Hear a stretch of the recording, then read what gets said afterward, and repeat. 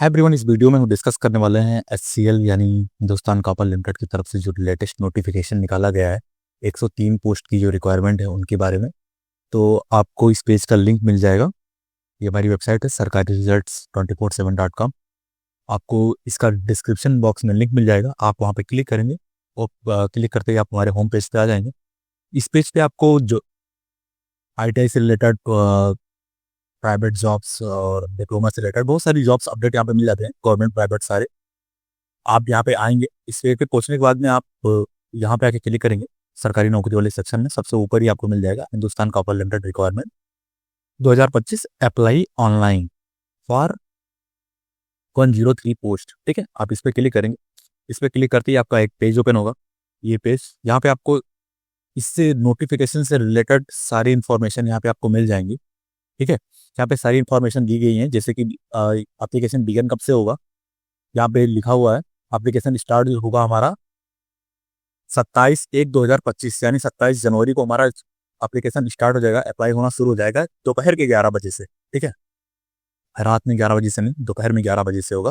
ठीक है, जो इसका लास्ट डेट है उसमें लास्ट डेट दिया हुआ है, आप देख सकते हैं 25 फरवरी 2025 में हमारा लास्ट डेट एंड हो जाएगा फॉर्म अप्लाई करने का। फीस जो पेमेंट करनी है हमको उसके पेमेंट करनी है जनरल ओबीसी के लिए 500। ठीक है, ये सारी इन्फॉर्मेशन आप यहाँ पे एक एक करके चेक कर सकते हैं। जो इन्फॉर्मेशन बेसिक हैं वो आपको यहाँ पे मिल जाएंगी, और मैं आपको सजेस्ट करूँगा कि आप पूरा नोटिफिकेशन पढ़ें। नोटिफिकेशन आप आएंगे, यहाँ पे क्लिक करेंगे डाउनलोड नोटिफिकेशन पे।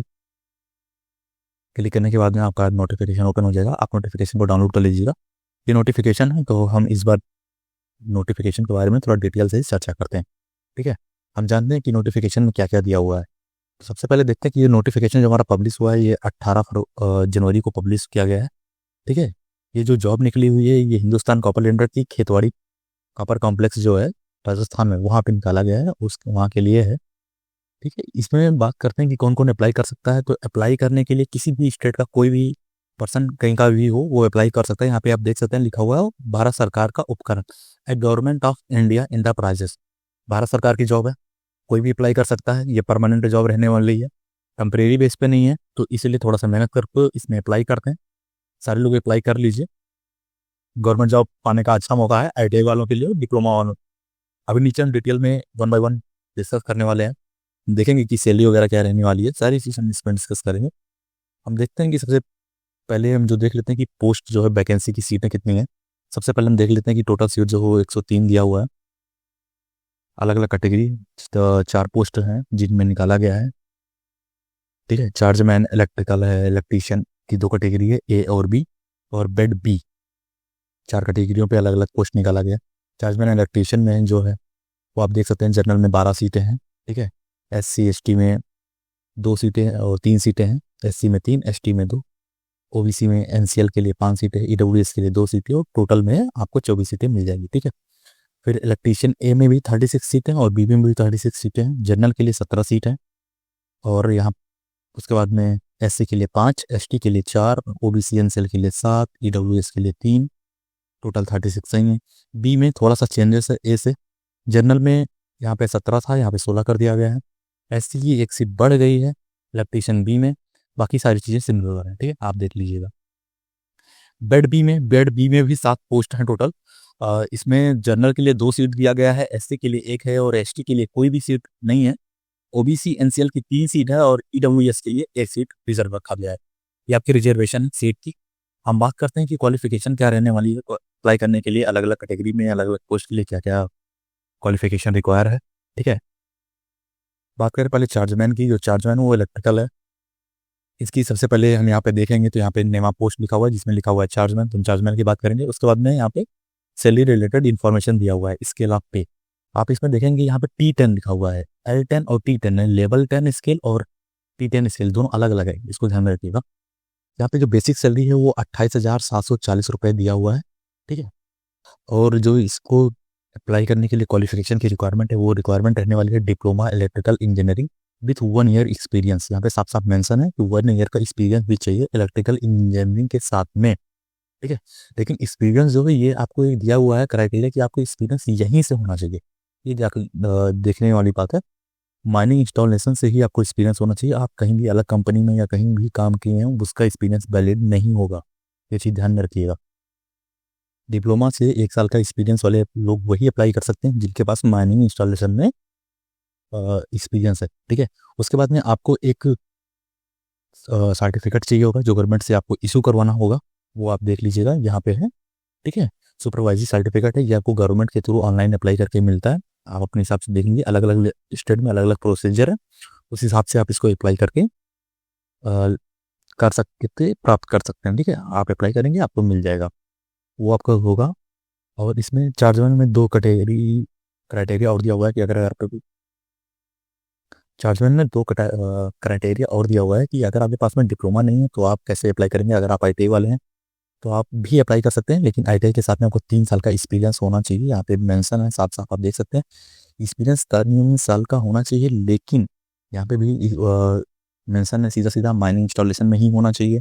सर्टिफिकेट आपको सुपरवाइजरी वाला आपको गवर्नमेंट से इशू करवाना ही पड़ेगा, मैंडेटरी है। 10th है आपके पास में, आप भी अप्लाई कर सकते हैं। 10th के साथ में आपको 5 ईयर का एक्सपीरियंस होना चाहिए। एक्सपीरियंस यहाँ भी मेंशन कर दिया, माइनिंग इंस्टॉलेशन में ही होनी चाहिए। साथ में आपके सुपरवाइजरी वाला सर्टिफिकेट आपको भी रिक्वायरमेंट रहेगा, ठीक है। फिर हम बात करते हैं, अगर देखते हैं तो कि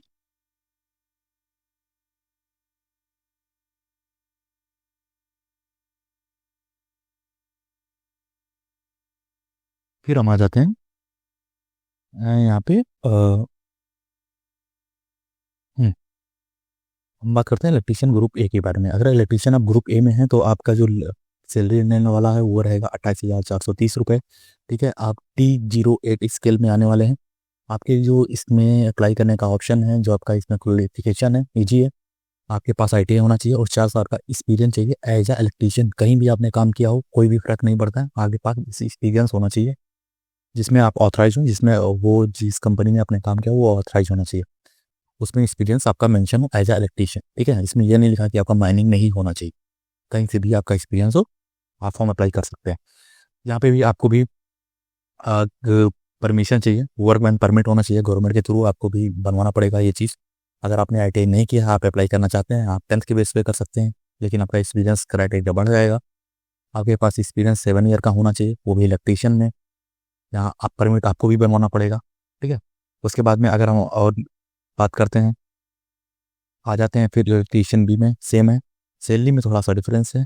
यहाँ पे आपकी जो सैलरी थी इलेक्ट्रीशियन ए में 28,430 थी, यहाँ पे जो आपका सैलरी रहने वाला वो 28,280 रहने वाला है, ठीक है। इसमें भी आपको लेकिन एक्सपीरियंस इसमें 4 साल लग रहा था इलेक्ट्रीशियन ए में। इलेक्ट्रीशियन बी में आपको 3 साल का एक्सपीरियंस देना रहेगा। आपके पास अगर 10th है तो आप 10th के बेस पे अप्लाई कर सकते हैं 6 साल के एक्सपीरियंस के साथ में।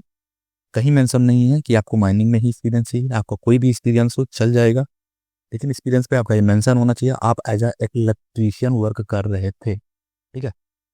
आपको बी में भी वायरमैन परमिट की रिक्वायरमेंट होगी जो गवर्नमेंट से बनेगी, आप उसको बनवा लीजिएगा। अगर आप बेड बी में अप्लाई करना चाह रहे हैं तो आप बेड बी में भी अप्लाई कर सकते हैं। उसका जो सैलरी रहने वाला है पे स्केल इलेक्ट्रीशियन बी से सेम रहेगा, 28,280 रहने वाला है। TGO7 ही रहने वाला है। एलिजिबल क्राइटेरिया अप्लाई करने के लिए एलिजिबिलिटी क्राइटेरिया जो है वो डिफरेंस है। अगर आप डिप्लोमा से अप्लाई कर रहे हैं आपको 1 साल का एक्सपीरियंस चाहिए। आप जिसमें भी डिप्लोमा किया हुआ है आपने, जैसे आपने इलेक्ट्रिकल से, इलेक्ट्रिकल का आपका रिलेवेंट फील्ड में एक्सपीरियंस चाहिए। मैकेनिकल से मैकेनिकल में चाहिए। जिस भी आपने डिप्लोमा कर रखा है जिस ब्रांच में, उस ब्रांच से रिलेटेड आपको एक्सपीरियंस देना होगा, ठीक है। अगर आपने ग्रेजुएशन किया हुआ डिप्लोमा नहीं है, BA BSc BCom BBA, तो आपको 1 ईयर का एक्सपीरियंस चाहिए आपके रिलेवेंट फील्ड में। एक्सपीरियंस आपको भी 1 ईयर का देना पड़ेगा। और अगर आपने अप्रेंटिस किया हुआ है, अप्रेंटिसशिप से अगर आप कर रहे हैं तो आप कर सकते हैं अप्लाई। अप्रेंटिसशिप के साथ में आपको 3 साल का एक्सपीरियंस देना होगा रिलेवेंट फील्ड में, ठीक है।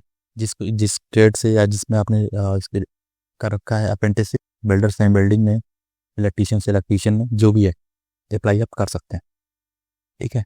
उसके बाद में रहा क्लास 10th पास 6 ईयर का एक्सपीरियंस चाहिए। अगर आपने ITI भी नहीं किया है, डिप्लोमा भी नहीं किया है, ग्रेजुएशन भी नहीं कर रखा है, आपके पास में अप्रेंटिसशिप भी नहीं है, आप 10th पास हैं, आप अप्लाई कर सकते हैं। आपके पास में 6 साल का एक्सपीरियंस होना चाहिए रिलेवेंट फील्ड में कि आपने 6 साल तक काम किया हुआ है। वर्क परमिट यहाँ भी लगेगा, एक सर्टिफिकेट की ज़रूरत होगी, वर्क परमिट नहीं है, सॉरी सर्टिफिकेट है जो आप देख सकते हैं। बिल्डिंग इंजन ड्राइवर सर्टिफिकेट चाहिए। कहाँ से मिलेगा? गवर्नमेंट से थ्रू नहीं लिखा हुआ है, लेकिन फर्स्ट क्लास चाहिए, आप देख सकते हैं valid first class building engine driver certificate, आपको इसकी रिक्वायरमेंट होगी। देख लीजिएगा आपके यहाँ कैसे बनता है, आप बनवा सकते हैं, आपको इसकी ज़रूरत पड़ने वाली है। उसके बाद में हम सीधा सीधा आ जाएंगे नीचे और उसमें बात करेंगे कि कौन डेट कब ओपन हो रहा है। वीडियो की स्टार्टिंग में हमने बात किया ही था कि 27 तारीख को ये स्टार्ट हो जाएगा, दोपहर में 11 बजे से आप अप्लाई करना शुरू कर पाएंगे। 25 फरवरी 2025 की अर्धरात्रि तक आप अप्लाई कर सकते हैं, मिडनाइट तक आपको करने का ऑप्शन दिया रहेगा। फिर इसके बाद में हम आते हैं, बात करेंगे कि एलिजिबिलिटी क्राइटेरिया हो ही गई है, हम बात करते हैं कि एज लिमिट क्या रहने वाली है। ठीक है, नोटिफिकेशन में आएंगे तो यहाँ आपको मिल जाएगा मैक्सिमम एज लिमिट जो दी हुई है, ये दी हुई है 40 साल। ये कैलकुलेट कहाँ से होगा, ये कैलकुलेट होगा ईयर आपका 1 जनवरी 2025 से। मतलब आप 1 जनवरी 2025 तक 40 साल के अगर हो गए होंगे तो आप फॉर्म अप्लाई कर सकते हैं। ठीक है, मतलब मैक्सिमम एज आपकी है उतने तक ही आप अप्लाई कर सकते हैं। उसके बाद में आपको एज रिलैक्सेशन का जो रिजर्वेशन है उसका भी आप बेनिफिट मिलेगा। वो कौन कौन सी कैटेगरी को मिलने वाला है उसकी बात करते हैं। SC ST को 5 साल का एज रिलैक्सेशन मिलेगा और OBC नॉन क्रीमी लेयर वालों को 3 साल का मिलेगा। ठीक है, स्पोर्टमैन पर्सन अगर तो 5 से 10 साल जो भी है बिलोंगिंग टू SC ST, बाकी जनरल 5 साल। एक्स सर्विसमैन ESM को मिलेगा। ठीक है, रिलैक्सेशन एज पर डायरेक्टिव गवर्नमेंट इंडिया, जो भी उनका होगा उस हिसाब से गवर्नमेंट ऑफ इंडिया का जो रूल है उसके हिसाब से आपको मिलेगा एक्स सर्विसमैन को। ठीक है, उसके बाद में फिर हम और नीचे आते हैं, ये सब आप पढ़ लीजिएगा पॉज करके, या डिस्क्रिप्शन में लिंक है ही है, आप वेबसाइट से जाके हमारे डाउनलोड कर सकते हैं, ये लिंक आपको मिल जाएगा। आगे आप हमारे टेलीग्राम चैनल को ज्वाइन कर लीजिए, वहाँ पे भी ये PDF फॉर्म आपको मिल जाता है। हर जो भी हम वीडियो बनाते हैं उसका सारा PDF फॉर्म वहाँ पे अपलोड हो जाता है, आप वहाँ से भी चेक कर सकते हैं। बात करें एप्लीकेशन फ़ीस कितनी रहने वाली है, तो एप्लीकेशन फ़ीस जनरल OBC और EWS वाले कैंडिडेट जो हैं उन्हीं को केवल पे करना है, 500 रुपये फीस लगेंगी। एक चीज़ और है, ये नॉन रिफंडेबल है, ये नॉन रिफंडेबल फीस है, इसमें फीस कोई भी रिफंड नहीं होने वाली है। क्या होता है ना कि कुछ लोग जैसे RRB का सोचते हैं कि RRB में मैंने 500 रुपये फीस जमा किया, 400 रिफंड हो गया फर्स्ट एग्जाम अटेम्प्ट करने पे। ठीक है, तो इसमें वो ऑप्शन नहीं है, आपने 500 जमा किया, आप एग्जाम अटेम्प्ट करिए और ना अटेम्प्ट करिए, 500 आपके लग गए तो 500 आपके लग गए, पैसे वापस नहीं आएंगे। ठीक है, इसमें ये दिया हुआ है। उसके बाद में हम और नीचे आते हैं, सिलेक्शन प्रोसेस की बात करते हैं। सिलेक्शन प्रोसेस जो वो 2 पार्ट में होने वाला है। ठीक है, सबसे पहला होगा जो हमारा वो रिटन टेस्ट होगा, दूसरा जो हमारा होगा वो ट्रेड टेस्ट होगा विथ राइटिंग एबिलिटी। ठीक है, आप देख सकते हैं पहला जो है वो उसमें सब मेंशन है रिटन टेस्ट, सेकंड टेस्ट जो है वो ट्रेड टेस्ट होगा राइटिंग एबिलिटी टेस्ट के लिए। ठीक है, दोनों के लिए सेम सिलेक्शन प्रोसेस रहने वाला है। आप चाहे चार्जमैन के लिए अप्लाई कर रहे हो, इलेक्ट्रीशियन के लिए कर रहे हो या बेड बी के लिए कर रहे हो, सबके लिए सेम रहने वाला है। उसके बाद में हम बात करते हैं कि इसमें कौन से क्वेश्चन कहाँ से आने वाले हैं, हम ये जान लेते हैं। जो आपका सब्जेक्ट नॉलेज है उसमें से 80 नंबर के क्वेश्चन आएंगे। ठीक है, और जो जनरल नॉलेज है उसमें से 20 नंबर के क्वेश्चन आने वाले हैं। ठीक है, तो 80 नंबर के क्वेश्चन वहाँ से आएंगे, 20 नंबर के क्वेश्चन यहाँ से आएंगे, टोटल मतलब 100 नंबर के पेपर होने वाले हैं, ये आप देख लीजिएगा। इसके बाद हम बात करते हैं कि पासिंग मार्क क्या रहने वाली है। पासिंग मार्क सेम है, 35 नंबर SC ST के लिए, OBC NCL के लिए 38 नंबर और UR यानी जर्नल और EWS के लिए 40 नंबर। सेम आपका पेपर 2 में भी है, इसीलिए मैं बोल रहा हूँ ये सेम है। आप अगर लेवल 2 पे भी जा रहे हैं तो आप में सेम मार्क्स चाहिए, SC ST को 35, OBC NCL को 38 और UR या EWS को 40 नंबर की ज़रूरत पड़ेगी। ठीक है, इसके बाद में हम और देखते हैं क्या इसमें दिया हुआ है। डॉक्यूमेंट वेरिफिकेशन की क्या क्या डॉक्यूमेंट की आवश्यकता होगी, आप इसमें चेक कर सकते हैं, आराम से पढ़ लीजिए, मैं आपको थोड़ा सा नॉर्मली बता देता हूँ। आपको ओरिजिनल सारे डॉक्यूमेंट लगेंगे, जो आप फोटोकॉपी लगाइएगा सेल्फ अटेस्टेड होने चाहिए। ठीक है, आप सपोर्ट ऑफ एज, जो आपकी है एज के प्रूफ लगाना पड़ेगा, क्वालिफिकेशन आपने जो लगाई है वो उससे आप डॉक्यूमेंट चाहिए। जो भी सारे डॉक्यूमेंट आपने लगाए ना वो ओरिजिनल भी चाहिए, फोटोकॉपी भी चाहिए, याद रखिएगा। एक्सपीरियंस आपका भी चाहिए, कास्ट चाहिए, नो ऑब्जेक्शन सर्टिफिकेट भी चाहिए। ठीक है, प्रेजेंट एम्प्लॉयर अगर आप कहीं पे जॉब कर रहे हैं वो चाहिए।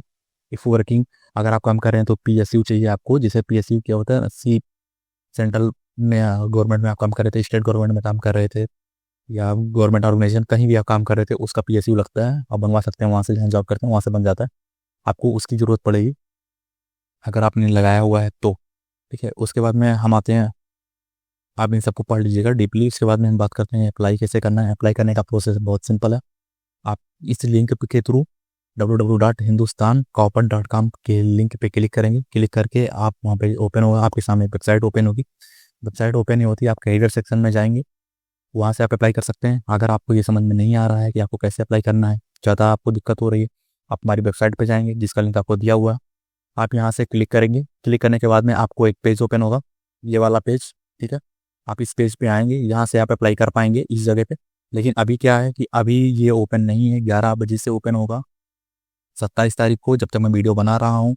तो अभी 26 तारीख का 10:46 हो रहा है रात्रि का, तो अभी ओपन नहीं हुआ है। ये 27 को ओपन होगा 11 बजे दिन में, तो आप वहाँ से अप्लाई कर सकते हैं, सीधा आपको लिंक मिल जाएगा, आपको परेशान होने की ज़रूरत नहीं है, ठीक है। आप वेबसाइट के थ्रू जाके अप्लाई कर सकते हैं। उसके बाद में हम और नीचे आते हैं, हम बात करेंगे कि कौन कौन से डॉक्यूमेंट की हमको आवश्यकता होगी। आप प्रॉपरली यहाँ पर पॉज करके पढ़ सकते हैं। जनरली सब में वही लगने वाला है, क्लास 10 क्लास 12 का सर्टिफिकेट रहने वाला है, मार्कशीट सर्टिफिकेट आपका लगेगा, आपने जो क्वालिफिकेशन उसके हिसाब से, ठीक है। सब में मैक्सिमम यही है, बाकी आप अपने हिसाब से पॉज करके पढ़ लीजिएगा।